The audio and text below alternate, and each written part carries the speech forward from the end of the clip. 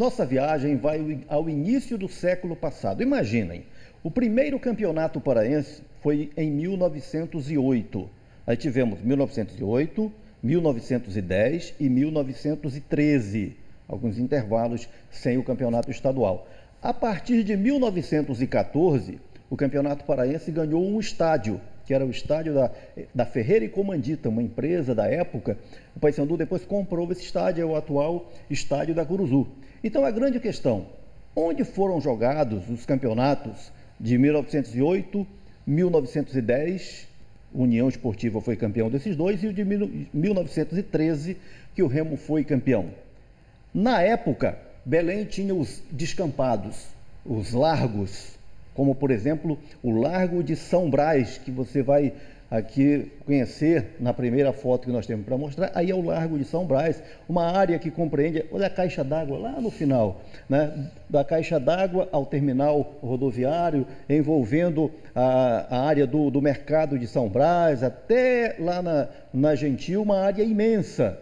E aí depois veio a estação ferroviária, aí o trem passando na Tito Franco, que agora é Almirante Barroso, enfim, naquela região toda houve o projeto do estádio municipal que não saiu do papel, que seria na região do Largo de São Brás, ali na José Bonifácio, entre o Mercado de São Brás e a Gentil.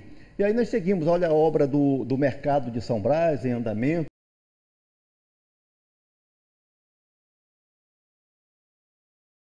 De São Brás já num outro momento, é bem colorido. Enfim, naquela região havia o campo de futebol, aí já temos a área bem mais ocupada, né, com um espaço bem mais construído.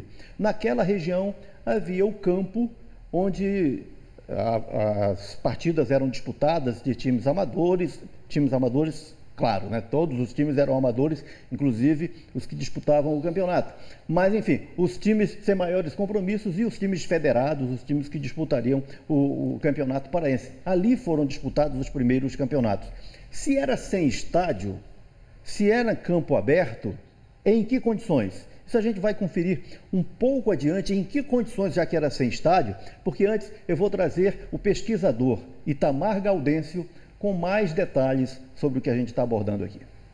Ricos, pobres, indígenas, mestiços circulavam na cidade, mulheres participavam ativamente do cotidiano de trabalho na cidade, do ir e vir na cidade.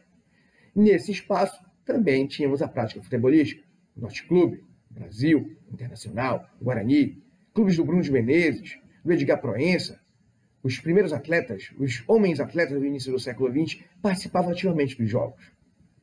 E o que é interessante, nesse campo, lá do Largo de São Brás, ele ocorria os jogos antes do Parazão, ocorrendo na Curuzu, no estádio da Curuzu de 1914 e no estádio Painão do Clube do Remo. Nas memórias do Edgar Proença, o que é interessante do Largo de São Brás? Ele fala dos bois que atravessavam os jogos de futebol algumas vezes durante as partidas. Também as memórias do escritor e historiador Ernesto Cruz, autor do livro História do Clube do Remo, onde ele vai falar da sua infância ao ver os jogos do Remo sendo disputados ali no Largo de São Brás. Além da prefeitura, que tinha projetos nos anos 40 de construir o estádio municipal da cidade, muito lembrando assim um pouco o Pacaembu lá em São Paulo. Então, a história do Largo de São Brás também passa a ser a história e a memória do nosso Parazão. Boa, tá aí o Itamar. Pois é, eu falava em que condições, já que era em campo aberto. Então, o campo ele era cercado com cordas e as pessoas meio que invadiam o campo para determinados lances, para ver determinados lances. No interior tem muito isso, né? Campos com um cercadinho ali para controlar a posição do público em relação ao jogo. Imagine, jogo do Campeonato Paraense sendo paralisado porque os bois precisam passar, né, como foi registrado aí das memórias do Ernesto Cruz no livro sobre a história do Clube do Remo. E há uma relação do que nós vamos ter com a volta do Mangueirão, para isso que nós falamos há pouco. A história do pode, mas não deve. As pessoas podiam entrar no grupo, mas não deviam.